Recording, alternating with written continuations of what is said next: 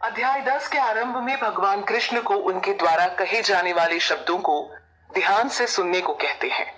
भगवान कृष्ण की बातें व उनके द्वारा दिया गया दिव्य ज्ञान भले ही सरल लगे, लेकिन हर किसी को उसे अच्छे से समझने की जरूरत है, क्योंकि पिछले अध्यायों में खुद अर्जुन भगवान की बातों को सुन असमंजस की स्थिति में पड़ गए थे।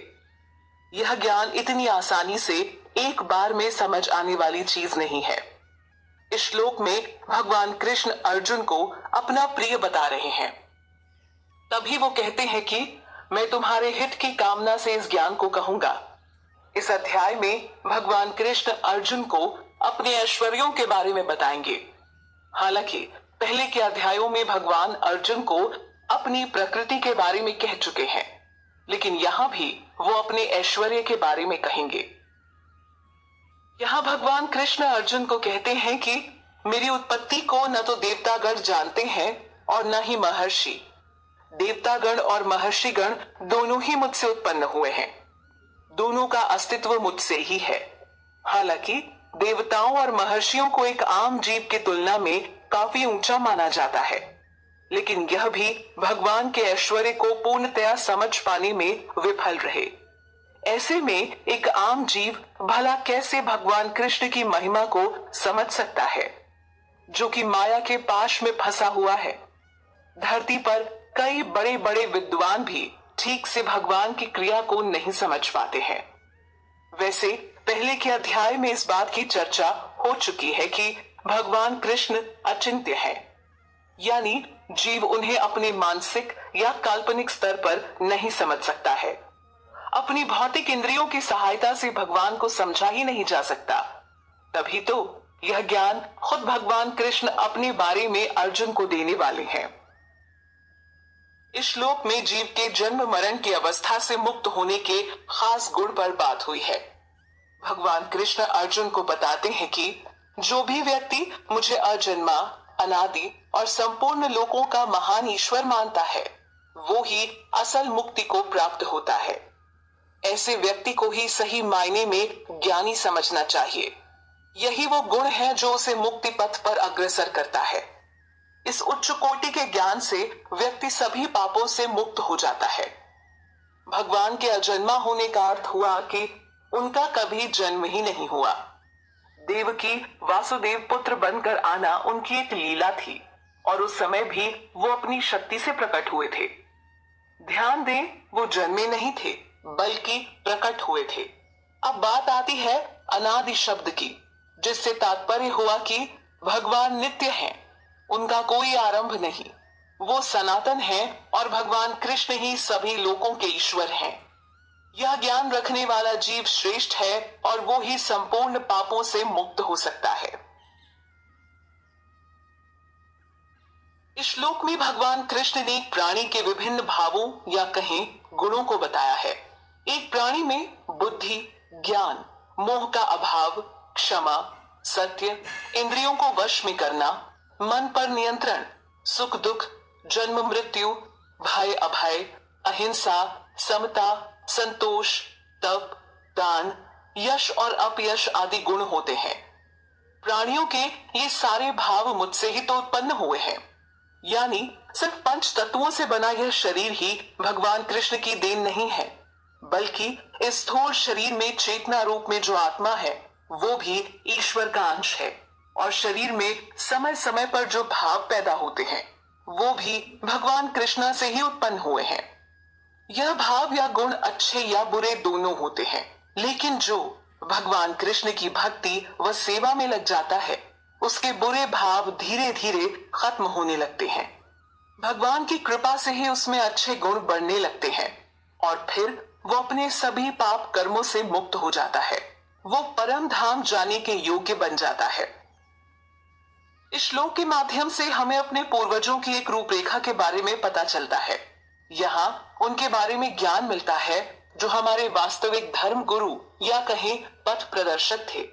भगवान कृष्ण अर्जुन के सामने मानव जाति की प्रारंभिक अवस्था को उजागर करते हैं और कहते हैं कि 7 महान ऋषि और उनसे भी पहले जन्मे ब्रह्मा के 4 पुत्र, जिनके नाम हैं सनक, सनंदन, सनातन और सनत कुमार तथा 14 मनु मेरे ही मन से उत्पन्न हुए हैं। यह सब कुल मिलाकर 25 हुए। ये महान 25 ऋषि इस पूरे ब्रह्मांड के सभी प्राणियों के पथ प्रदर्शक थे। हालांकि आज के समय में इस रूपरेखा को काफी बदल दिया गया है। कई आधुनिक लोगों ने मानव जाति के उद्गम पर अलग अलग प्रकार के सिद्धांत प्रस्तुत किए हैं, लेकिन भगवद गीता में स्वयं भगवान कृष्ण द्वारा जो विवरण मिलता है वो ज्यादा सहज है। श्लोक में भगवान कृष्ण ने खुद को इन सब की उत्पत्ति का मूल कारक बताया है। इस श्लोक से पता चलता है कि भगवान कृष्ण के प्रति हृदय में भक्ति भाव जागृत करने के लिए आवश्यक है कि मनुष्य ईश्वर की वास्तविकता को भली भांति जाने या उससे परिचित हो। इसका तात्पर्य यह हुआ कि जो भी मनुष्य भगवान कृष्ण के ऐश्वर्य और योग शक्ति को पूर्णतया जानता है वो निसंदेह अपने अनन्य भक्ति योग से मुक्त हो जाता है। इस बात से स्पष्ट है कि आध्यात्मिक स्तर पर ऊंचा उठने के लिए भगवान का ज्ञान होना बेहद आवश्यक है। भगवान के ऐश्वर्यों को जाने बिना उनके प्रति भक्ति भाव उत्पन्न नहीं किया जा सकता है, लेकिन एक बार यह समझ आ गया तो स्वाभाविक रूप से ईश्वर के प्रति मन में प्रेम जाग उठता है। इस अध्याय में पिछले अध्यायों की कुछ बातों का दोबारा वर्णन हुआ है। भगवान कृष्ण ने यहाँ पुनः बताया है कि मैं ही सबकी उत्पत्ति का मूल कारण हूँ। यह सारा संसार मुझसे ही प्रकट होता है। इस संसार की हर वस्तु भगवान से ही आई है। वस्तु ही नहीं बल्कि जीव के अंदर के विभिन्न भाव भी भगवान से उत्पन्न है और सब कुछ उनके निर्देशन में ही चल रहा है। भगवान कृष्ण ही आध्यात्म और भौतिक जगत को उत्पन्न करने वाले हैं। जो भी मुझे इस तरह समझ लेता है वो बुद्धिमान है और ऐसा बुद्धिमान व्यक्ति हमेशा मेरे प्रति श्रद्धा भाव रखते हुए मेरे नाम का स्मरण करता है और सिर्फ मुझे ही भजता है। संपूर्ण वेद शास्त्र भी इस बात का उल्लेख करते हैं कि भगवान कृष्ण ही परमेश्वर हैं और मनुष्य के लिए जानने योग्य है। यहाँ वास्तविक संतुष्टि और प्रसन्नता का रहस्य पता चलता है। भौतिक धरातल पर हम देखते हैं कि कैसे लोग अपने जीवन से निरस्ता को मिटाने के लिए अपने यार दोस्तों से शनिवार रविवार की छुट्टी पर मिलते हैं, कहीं घूमने फिरने जाते हैं, फिल्म देखते हैं, गप्पे मारते हैं। यह तमाम प्रयास खुशी पाने के लिए व्यक्ति करता है, लेकिन इन सब के बावजूद भी वो संतुष्ट नहीं हो पाता है। भौतिक धरातल पर खुशी पाने की खोज लगातार बनी है। व्यक्ति चाहे जितनी कड़ी मेहनत कर ले, लेकिन एक क्षणिक भर की खुशी के बाद वो पुनः निराश व उदास महसूस करता है। इन सब के विपरीत श्लोक में भगवान कृष्ण अर्जुन को बताते हैं कि जो अपने चित्त को मुझ में स्थिर कर देता है और मेरे लिए अपने जीवन को पूर्णतया अर्पित कर देता है, ऐसे भक्तगण मेरे ही विषय में आपस में चर्चा करते हैं। यानी ऐसे लोगों की वार्तालाप का मुख्य बिंदु भगवान कृष्ण बन जाते हैं। भगवान कृष्ण कहते हैं कि मेरे नाम का गुणगान करते हुए भक्तजन हमेशा संतुष्ट और प्रसन्न रहते हैं। देखा जाए तो इस प्रकार की खुशी को पाना कोई मुश्किल नहीं है, लेकिन इसके लिए पहले भगवान कृष्ण के ऐश्वर्य को अच्छे से समझना होता है। उसके बाद ही जीव की हरि नाम में रुचि पैदा हो पाती है। यहाँ भगवान कृष्ण अर्जुन को कहते हैं कि जो मनुष्य प्रेम भाव से निरंतर मेरी भक्ति करने में लगा हुआ है, उसे मैं ऐसी बुद्धि प्रदान करता हूँ जिसकी मदद से वो मुझे प्राप्त कर सके। भगवान को प्राप्त करने का अर्थ हुआ कि उनके द्वारा प्रदान बुद्धि योग से मनुष्य उन तक पहुंच सके, आध्यात्म के स्तर पर ऊंचा उठ सके, वह भक्ति में उन्नति कर सके। जो बुद्धि कृष्ण भाव से पूर्ण होती है उसे ही उत्तम कहा जा सकता है, क्योंकि ऐसी बुद्धि ही व्यक्ति को नित्य खुशी प्रदान कर सकती है। जब भगवान कृष्ण किसी को इस प्रकार की बुद्धि प्रदान करते हैं तो उसके लिए भौतिक संसार की झंझटों व बंधन से मुक्त होना आसान हो जाता है। अन्यथा माया का बल बहुत तेज होता है। इस पर अपनी बुद्धि से विजय प्राप्त करना बेहद मुश्किल है। यहाँ श्लोक में भगवान कृष्ण द्वारा कही बात से स्पष्ट होता है कि जो भी जीव निरंतर प्रयास वह सच्चे मन से भगवान की ओर 2 कदम बढ़ाता है, तो ऐसे जीव के लिए स्वयं भगवान भी 4 कदम बढ़ाते हैं, ताकि जीव को संसार के दुख से बचा सकें। यही जीव के प्रति उनका करुणा भाव है। भगवान कृष्ण अर्जुन को बता चुके हैं कि जो भी सच्चे मन व भाव से उनकी भक्ति करता है, ऐसे भक्तों पर भगवान असीम कृपा करते हुए उन्हें बुद्धि योग से युक्त कर देते हैं। इस प्रकार की बुद्धि से वो मनुष्य आध्यात्म जगत में उन्नति करते हुए परम धाम को प्राप्त करता है।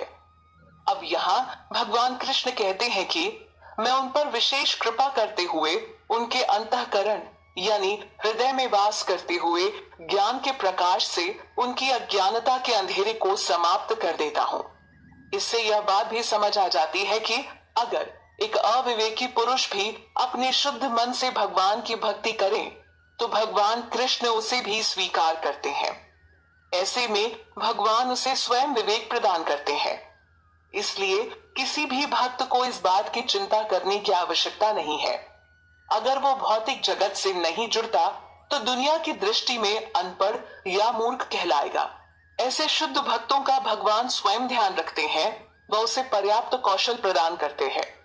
भौतिकतावाद में उलझा व्यक्ति भगवान की कृपा को नहीं समझ सकता, लेकिन निरंतर हरि नाम जप से मन के अंदर सदियों से बैठी मैल धुलने लगती है, और जब मन शुद्ध हो जाता है तो उसे भगवान अनुकूल बुद्धि भी प्रदान करते हैं। अर्जुन भगवान कृष्ण को बोलते हैं कि आप परम सत्य, परम ईश्वर, परम धाम और परम पवित्र हैं। सभी ऋषिगण आपको सनातन दिव्य पुरुष, देवों के आदि देव, अजन्मा, नित्य और सर्वव्यापी कहते हैं। नारद, असित, देवल तथा व्यास जैसे ऋषि भी आपके सत्य व दिव्य रूप की पुष्टि करते हैं। अब आप भी इन सब गुणों के बारे में स्वयं मुझे बता रहे हैं। अर्जुन स्वीकार कर चुके हैं कि श्री कृष्ण कोई और नहीं अपितु साक्षात भगवान है, जिसकी पुष्टि महान ऋषिगण भी कर चुके हैं, जिनके नाम अर्जुन ने ऊपर गिनाए। इससे यह बात भी स्पष्ट होती है कि अर्जुन ने अपने निजी विचार से श्री कृष्ण को भगवान नहीं कहा था, अपितु अर्जुन के साथ साथ बड़े बड़े ऋषिगण तक इस बात की पुष्टि कर चुके हैं। भगवान कृष्ण ही हर वस्तु का मूल तत्व है। जड़ व चेतन पदार्थ भगवान कृष्ण से ही प्रकट हुए हैं, लेकिन माया के जाल में फंसा जीव अपने जीवन के लिए खुद को कारक मानता है। क्योंकि उसे ईश्वर नजर नहीं आते, तो वो उन पर भरोसा करना भी नहीं चाहता, जबकि भगवान दिखने व न दिखने वाली दोनों चीजों में वास करते हैं। इस श्लोक में अर्जुन ने बड़े स्पष्ट तौर पर श्री कृष्ण को भगवान रूप में स्वीकार कर लिया है। अर्जुन कहते हैं कि हे केशव, आपने मुझसे जो कुछ भी कहा उस पर मुझे पूर्ण विश्वास है। आपकी हर कही बात को मैं स्वीकार करता हूँ और उन्हें परम सत्य मानता हूँ। लेकिन हे भगवान, आपके वास्तविक स्वरूप को न तो देवतागण समझते हैं और न ही दानवगण। भगवान कृष्ण की कृपा से अर्जुन ने उन्हें ईश्वर रूप में स्वीकार किया था, लेकिन कलयुग में आज बहुत से लोग ऐसे हैं जो श्री कृष्ण को भगवान नहीं मानते हैं। ऐसे लोग कभी भी श्री कृष्ण को समझ नहीं सकते। यहाँ तक कि देवताओं के लिए भी भगवान कृष्ण के स्वरूप को समझना कठिन है, तो आसुरी स्वभाव वालों की बात ही क्या करना। लेकिन भगवत गीता के माध्यम से व्यक्ति को भगवान कृष्ण के स्वरूप को समझने में मदद मिलती है। पिछले श्लोक में अर्जुन ने कहा कि भगवान कृष्ण के स्वरूप को देवतागण से लेकर असुरगण कोई समझ नहीं सकता। अब यहाँ अर्जुन कहते हैं कि सिर्फ आप स्वयं ही अपने दिव्य स्वरूप की महिमा को अच्छे से समझा सकते हैं। अर्जुन भगवान कृष्ण को पुरुषोत्तम कहकर संबोधित करते हुए कहते हैं कि आप सभी जीवों को उत्पन्न करने वाले हैं। हे भूतेश, हे देवों के देव, संपूर्ण जगत के स्वामी, आप खुद ही अपने आप को जानते हैं। अब क्योंकि भगवान कृष्ण ही स्वयं को जान सकते हैं, तो भगवत गीता के माध्यम से उन्होंने दुनिया को बताया है कि आखिर वो कौन है। भूतेश का अर्थ हुआ परम नियंता या प्रबंधक। भगवान के कथन अनुसार उन्हें समझने का प्रयास करना चाहिए। लेकिन यह प्रयास कोई सिर्फ तभी कर पाएगा जब उसके हृदय में श्री कृष्ण के प्रति श्रद्धा भाव होगा। तभी वो भगवत गीता का अध्ययन भी कर सकेगा। अर्जुन कहते हैं कि इसलिए सिर्फ आप ही अपने दिव्य स्वरूप या कहें दैवी ऐश्वर्यों को बता सकते हैं, जिनके द्वारा आप समस्त लोकों में व्याप्त हैं। इस बात को पहले भी कहा जा चुका है कि भगवान कृष्ण को समझना कोई आसान काम नहीं है। देवता गण से लेकर ऋषि गण व असुर गण कोई भी ठीक से भगवान कृष्ण के स्वरूप को नहीं जान सका है। तो अब ऐसे में मानो अर्जुन स्वयं भगवान कृष्ण के मुख से उनके ही बारे में अच्छे से जान लेना चाहते हैं। हालांकि भगवान कृष्ण की कृपा से अर्जुन उन्हें ईश्वर रूप में स्वीकार कर संबोधित कर चुके हैं, परंतु अर्जुन के द्वारा पूछे सवाल से आम जन को भी भगवान के बारे में अच्छे से जानने का मौका मिला। आम जन के लिए यह सवाल काफी रोचक है। आखिर भगवान कृष्ण अपनी विभिन्न शक्तियों के द्वारा किस प्रकार समस्त लोकों में व्याप्त हैं? इस श्लोक में अर्जुन ने भगवान से बड़ा ही अच्छा सवाल किया है, जो एक आम जीव के लिए भी काफी मददगार है। अर्जुन पूछते हैं कि हे योगेश्वर, मैं किस प्रकार निरंतर चिंतन करूं कि आपको समझ सकूं? मुझे किन किन भावों के साथ आपका चिंतन करना चाहिए? यहाँ भगवान को अर्जुन ने योगेश्वर कहकर संबोधित किया है, जिसका अर्थ हुआ परम योगी। अर्जुन के प्रश्न से आम व्यक्ति भी ईश्वर के सर्वव्यापी रूप को समझ सकता है। देखा जाए तो श्री कृष्ण को भगवान रूप में स्वीकार कर लेने के बाद अर्जुन उनके आदेश पर युद्ध को तुरंत तैयार हो सकते हैं, लेकिन उनके मन में उठने वाले संदेह व सवाल वास्तव में कलयुगी जीव के सवाल हैं, जो भौतिकतावाद में इतना उलझ गया है कि उसकी बुद्धि हमेशा सवाल और संशयों से भरी रहती है। तो सही मायने में अर्जुन के सवाल ऐसी बुद्धि का मार्गदर्शन करने हेतु ही पूछे गए थे। अध्याय 7 से ही भगवान कृष्ण अपने स्वरूप के बारे में अर्जुन को बता रहे हैं, जिससे एक आम व्यक्ति को ऐसा लग सकता है कि मानो जैसे भगवान ने अपने बारे में बहुत कुछ बता दिया है। इसलिए अब अर्जुन को उन्हें भगवान रूप में स्वीकार कर उनकी बातों को मान युद्ध करना चाहिए। लेकिन अर्जुन तो मानो इतना कुछ सुनकर भी तृप्त नहीं हुए। इस बात की पुष्टि वो खुद करते हुए कहते हैं कि हे जनार्दन, आप मुझे अपनी योग शक्ति और ऐश्वर्यों के बारे में पुनः विस्तार से बताइए, क्योंकि अमृत समान आपके वचनों को सुनकर भी मुझे तृप्ति नहीं हुई। तो इस कारण अर्जुन भगवान के बारे में और सुनना चाहते थे। अक्सर यह देखा जाता है कि जिस जीव के हृदय में भगवान कृष्ण के प्रति प्रेम जागृत हो जाता है, वो खुद ब खुद ईश्वर की ओर खींचा चला जाता है। उसे भगवान कृष्ण से जुड़े विषय अमृत के समान लगने लगते हैं, जिसके चलते वो उन्हें ज्यादा से ज्यादा सुनना पसंद करता है। कृष्ण प्रेमी के लिए यह स्वाभाविक है। भगवान कृष्ण अर्जुन की बात को स्वीकार करते हुए यहाँ कहते हैं कि मैं अवश्य अपने ऐश्वर्यों के बारे में तुम्हें बताऊंगा, क्योंकि मेरे ऐश्वर्यों का कोई अंत नहीं। इससे यह भी समझ आ जाता है कि आखिर अर्जुन इनके बारे में फिर से क्यों सुनना चाहते थे। पहली बात तो भगवान से जुड़े विषयों को बार बार सुनने की इच्छा मन में पैदा होती है, और दूसरा कारण यह है कि भगवान की लीलाओं व ऐश्वर्यों का कोई अंत ही नहीं है। ऐसे अंतहीन विषय के बारे में चर्चा कभी खत्म हो ही नहीं सकती। एक अन्य बात यह भी है कि श्री कृष्ण की महानता को समझ पाना संभव नहीं है। खास तौर पर कोई भी जीव अपनी भौतिक इंद्रियों की मदद से तो बिल्कुल भी श्री कृष्ण को नहीं समझ सकता। बहुत से लोग भगवान कृष्ण को अपनी कल्पनाओं के माध्यम से समझने का प्रयास करते हैं, जो कि बिल्कुल गलत है। तो इस प्रकार भगवान अर्जुन को पुनः अपने बारे में बताने को सहमत होते हैं। कोई भी व्यक्ति एक जीव के पूरे जीवन काल से किसी ऐसे क्षण को निकालकर यह नहीं कह सकता है कि वो क्षण कृष्ण का अंश नहीं है। यहाँ भगवान कृष्ण स्वयं कहते हैं कि मैं सभी प्राणियों के हृदय में परमात्मा रूप में स्थित हूँ, तथा मैं ही हर जीव का आदि, मध्य और अंत हूँ। यहाँ अर्जुन को गुडाकेश कहकर संबोधित किया गया है, जिसका अर्थ हुआ जिसने नींद पर विजय प्राप्त कर ली हो। इस नींद को अज्ञानता रूपी अंधेरे के तौर पर भी समझा जा सकता है। भगवान कृष्ण का परम भक्त होने के कारण अर्जुन इस अज्ञानता से बाहर आ गए थे। भगवान कृष्ण अर्जुन को अपने स्वरूप के बारे में और बताते हैं कि मैं आदित्यों में विष्णु हूँ, ज्योतियों में तेजस्वी सूर्य हूँ, मारुतों में मारीची हूँ और नक्षत्रों में चंद्रमा हूँ। बता दें कि 12 आदित्य होते हैं, जबकि आकाश में कई प्रकाशवान ज्योतिपुंज हैं। इसी प्रकार अंतरिक्ष में 50 प्रकार की वायु चलती है। श्री कृष्ण ने इन सब में खुद को विष्णु, सूर्य, मरीचि और चंद्रमा के रूप में प्रस्तुत किया है, जो कि उत्तम माने जाते हैं और श्री कृष्ण का प्रतिनिधित्व करते हैं। इस अध्याय के 18वें श्लोक में अर्जुन ने भगवान कृष्ण से पुनः उनके ऐश्वर्यों को जानने की मंशा प्रस्तुत की थी, जिसे स्वीकार करते हुए श्री कृष्ण उन्हें अपने बारे में बता रहे हैं। भगवान कृष्ण अर्जुन को यहाँ बताते हैं कि मैं सभी वेदों में सामवेद हूँ, देवताओं में वासवः देव हूँ, इंद्रियों में मैं मन हूँ और सभी प्राणियों में चेतना हूँ। यहाँ वासवः देव से तात्पर्य हुआ स्वर्ग के राजा इंद्रदेव। इंद्रियों में मन को सबसे बलवान माना जाता है, जबकि खुद को सभी प्राणियों में चेतना बताकर भगवान कृष्ण ने यह स्पष्ट कर दिया कि बिना उनके जीव मृत समान है।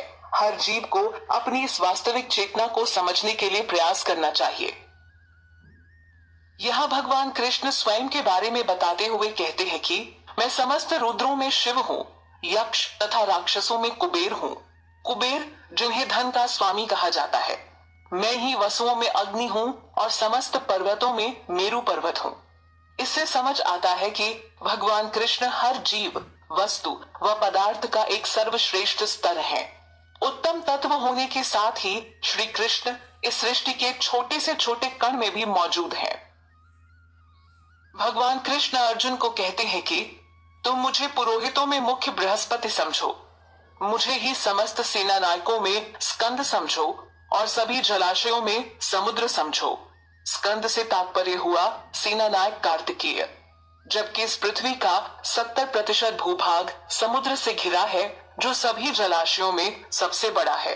भगवान कृष्ण द्वारा दिए गए ज्ञान को जानकर इस बात का एहसास होता है कि हमने इनमें से बहुत सी वस्तु या फिर जीवों की महानता के बारे में सुना है, लेकिन इस ज्ञान की सहायता से ही समझा जा सकता है कि श्री कृष्ण ही वो महान तत्व है। भगवान कृष्ण कहते हैं कि मैं महर्षियों में भृगु हूँ, वाणी में दिव्य ओंकार हूँ, सभी यज्ञों में पवित्र जप यज्ञ हूँ। जप यज्ञ को हम श्री कृष्ण के पवित्र नाम कीर्तन के रूप में समझ सकते हैं, जो इस कलयुग में सबसे सरल व उत्तम माध्यम है। इसकी मदद से जीव परमात्मा तत्व को समझ खुद को कृष्ण की सेवा में लगा सकता है और यही माध्यम उसे जन्म मरण के चक्र से छुटकारा दिला सकता है। कृष्ण आगे कहते हैं कि मैं ही स्थिर रहने वालों में हिमालय पर्वत हूँ। यहाँ भगवान कृष्ण ने हिमालय की स्थिरता को भी अपने गुण के रूप में बताया है, जिस स्थिरता के बारे में शायद ही किसी ने गहनता से सोचा होगा। अर्जुन को अपने ऐश्वर्यों के बारे में बताते हुए भगवान कृष्ण यहाँ कहते हैं कि मैं ही वृक्षों में अश्वत्थ वृक्ष हूँ। अश्वत्थ यानी पीपल का वृक्ष हूँ।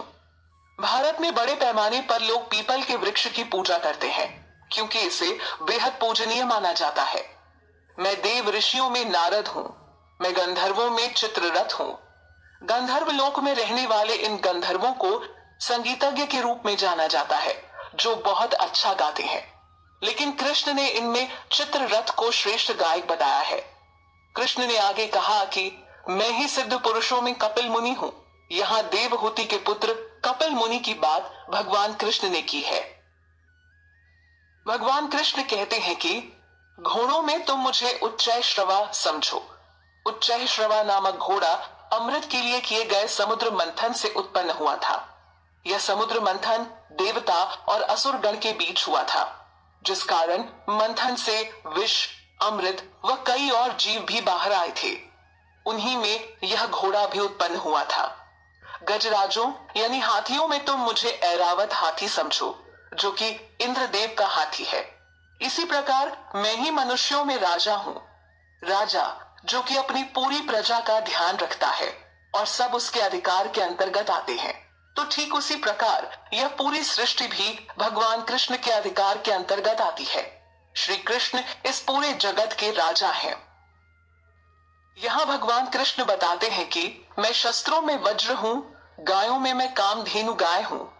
यह गाय भी समुद्र मंथन में उत्पन्न हुई थी, जो कि समस्त इच्छाओं को पूरा करने वाली गाय मानी जाती है। साथ ही किसी भी समय दूही जा सकती है। कृष्ण लोक में ऐसी ही गायों के होने का उल्लेख है। मैं ही कामदेव हूँ, जो कि संतान उत्पत्ति का मूल कारक है। कृष्ण आगे कहते हैं कि और मैं ही सर्पों में वासुकी हूँ। यहाँ भगवान कृष्ण अपने बारे में बताते हुए कहते हैं कि मैं नागों में अनंत हूँ। शेषनाग के बारे में हम सब ने ही सुना है, जिनके अनेक फन हैं। कृष्ण आगे कहते हैं कि जलचरों में मैं वरुण देव हूँ, पितरों में मैं अयरमा, जिन्हें पितर लोक का अधिष्ठाता कहा जाता है, और शासन करने वालों में मैं यमराज हूँ। यमराज जिनका यमलोक में निवास है, और इन्हें मृत्यु का राजा कहा जाता है, जो जीव को मृत्यु के बाद उसके कर्मों के अनुसार तरह तरह के दंड देने की व्यवस्था करते हैं। भगवान कृष्ण कहते हैं दैत्यों में मैं भक्तराज प्रहलाद हूँ। हालांकि भक्त प्रहलाद का जन्म दैत्य कुल में हुआ था, लेकिन वो भगवान विष्णु के अति प्रिय भक्त बन गए थे, जिनकी कहानी के बारे में लगभग हर कोई जानता है। कृष्ण आगे कहते हैं कि नष्ट करने वालों में मैं काल हूँ। काल भगवान कृष्ण की ना दिखाई देने वाली ऐसी शक्ति है, जो हर चीज, वस्तु व पदार्थ को नष्ट कर देती है। पशुओं में मैं सिंह हूँ। सिंह को सबसे खतरनाक माना जाता है, जिसके सामने आ जाने मात्र से किसी भी जीव के हृदय में भय पैदा हो जाता है। आगे कृष्ण कहते हैं कि पंछियों में मैं गरुण हूँ, जो कि उनका वाहन भी है। भगवान कृष्ण अर्जुन को बताते हैं कि मैं पवित्र करने वालों में वायु हूँ, शस्त्रधारियों में राम हूँ, जलचर प्राणियों में मगर हूँ, और नदियों में गंगा हूँ। शस्त्रधारियों में भगवान राम का बहुत मान है। फिर जलचर यानी पानी में रहने वाले जीवों में मगरमच्छ को सबसे घातक माना जाता है, जबकि नदियों में गंगा सबसे पवित्र मानी जाती है। आज लगभग हर भारतीय घर में गंगा जल अवश्य मिलता है। तो श्री कृष्ण घातक जीव से लेकर पवित्र तत्वों में प्रधान हैं। यहाँ भगवान कृष्ण स्वयं को संपूर्ण सृष्टियों का आदि, मध्य और अंत बता रहे हैं। वैसे इस बात को पहले के अध्याय में भी बताया जा चुका है। आगे भगवान कहते हैं कि मैं समस्त विधाओं में ब्रह्म ज्ञान हूँ। तर्क शास्त्रियों में मैं निर्णायक सत्य हूँ, या कहीं वाद हूँ। तर्क शास्त्रियों में निर्णायक सत्य का अर्थ हुआ कि तर्क शास्त्रियों में किसी मुद्दे को लेकर वाद विवाद होता है। दोनों पक्ष अपने अपने तर्कों या कहीं प्रमाण द्वारा एक दूसरे को हराने के प्रयास में होते हैं, लेकिन इनके बीच जो वास्तविक निर्णय होता है वो वाद कहलाता है, जो कि भगवान कृष्ण हैं। अपने तर्कों को प्रस्तुत करने के लिए व्यक्ति कई पुस्तकों का अध्ययन करता है। बहुत से लोग वेदों का अध्ययन करते हैं। उच्च विद्या का ज्ञान प्राप्त करने के लिए अनेक ग्रंथ हैं, जैसे कि 4 वेद, उनके 6 वेदांग, वेदांत सूत्र, तर्क ग्रंथ, धर्म ग्रंथ तथा पुराण, जो व्यक्ति को ज्ञान प्रदान करते हैं। इस श्लोक में भगवान कृष्ण द्वारा कही बात को जरा ध्यान से समझने की आवश्यकता है। यहाँ श्री कृष्ण कहते हैं कि मैं अक्षरों में अकार हूँ, समासों में द्वंद्व समास हूँ, मैं ही अक्षय काल हूँ और सब दिशाओं में मुख वाला धाता भी हूँ। यहाँ ब्रह्मा जी को ही सब दिशाओं में मुख वाला कहा गया है, जो सृष्टि का सृजन कार्य करते हैं। ब्रह्मा जी को यहाँ भगवान कृष्ण का प्रतीक बताया गया है। यहाँ अक्षय काल से तात्पर्य हुआ शाश्वत काल, जो हमेशा से चलता आ रहा है। यह किसी के लिए रुकता नहीं और समय की शक्ति से हर जीव व पदार्थ नष्ट हो जाता।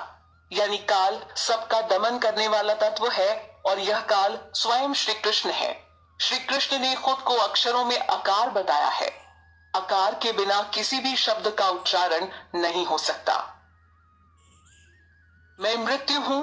मृत्यु जिसे सबका भक्षण करने या हरण करने वाला कहा जाता है, वो भी श्री कृष्ण का प्रतीक है। जो भी संसार में जन्मा है उसको मरना होता है। जीव को मिलने वाली यह मृत्यु कृष्ण ही है। श्री कृष्ण जीव के भक्षण का ही कारण नहीं है, अपितु उसकी पुनः उत्पत्ति का भी कारण है। भगवान कहते हैं कि मैं ही भविष्य में होने वाली उत्पत्ति का कारण हूँ।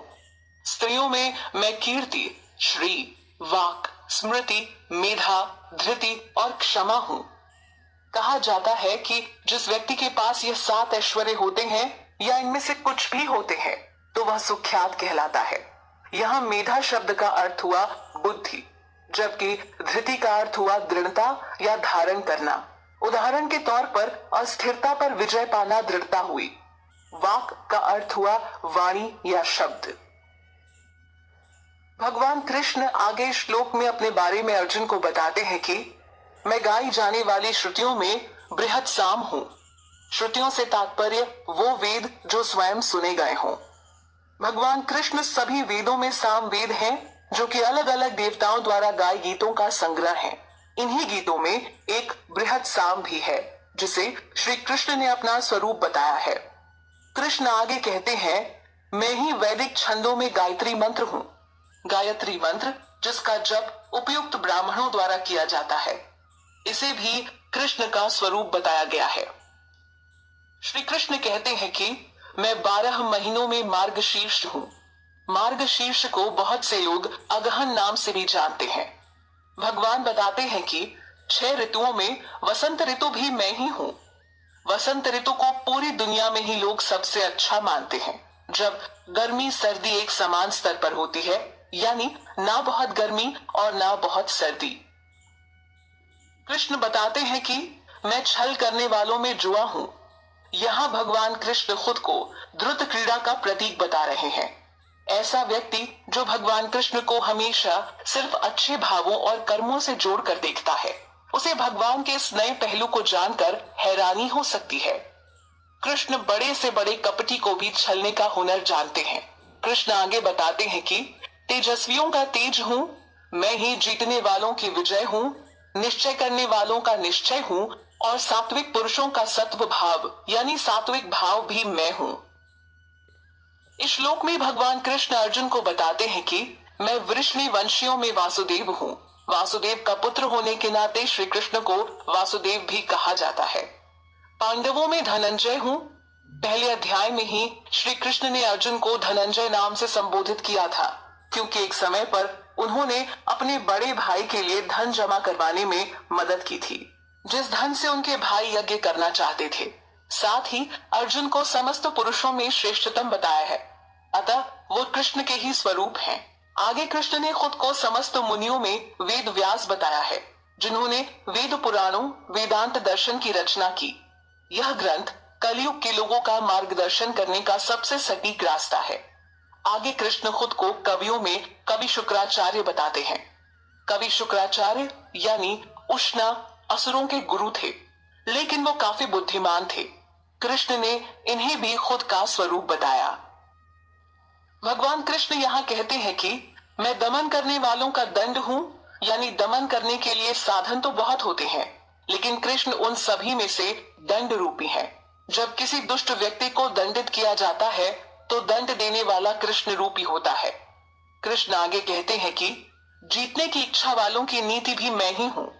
हर व्यक्ति को अपनी जीत के लिए कोई न कोई नीति अवश्य बनानी पड़ती है, तो वो नीति कृष्ण स्वरूप है। कृष्ण कहते हैं, गोपनीय भावों में मैं मौन हूँ। मौन एक बहुत बड़ा रहस्य भाव है।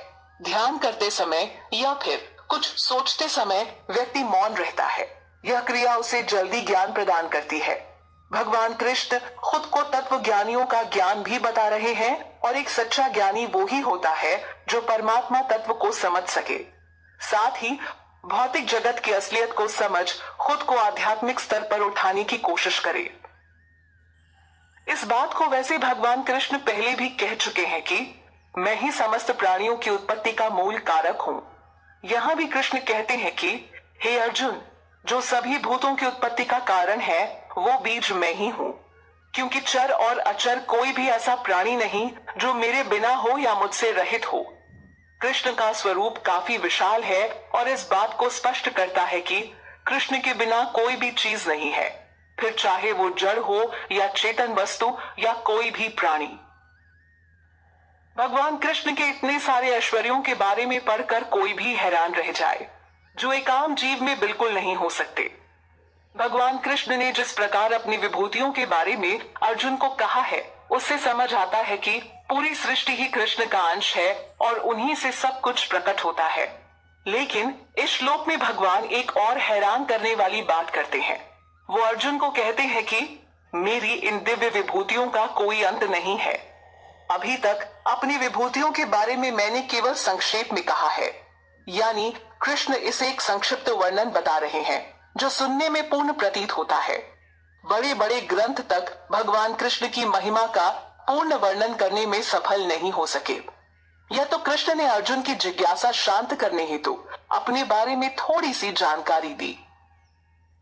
यहाँ भगवान कृष्ण अर्जुन को बताते हैं कि इस सृष्टि में जो कुछ भी ऐश्वर्य युक्त है, जो कुछ भी कांति युक्त है और जो कुछ भी बल युक्त है, वो सब मेरे ही तेज के अंश से उत्पन्न हुए हैं। यहाँ वस्तु व प्राणी दोनों के संदर्भ में बात की गई है। अध्याय 10 के इस आखिरी श्लोक में भगवान कृष्ण कहते हैं कि हे अर्जुन, मेरे समस्त विस्तार के बारे में जानने से तुम्हारा क्या प्रयोजन है? तुम बस इतना समझ लो कि मैं अपने एक अंश मात्र से इस पूरी सृष्टि में व्याप्त होकर इसको धारण किए हुए हूँ। इस पूरे ब्रह्मांड का अस्तित्व सिर्फ और सिर्फ भगवान कृष्ण के कारण ही है, क्योंकि वो उनमें अंश रूप में स्थित हैं।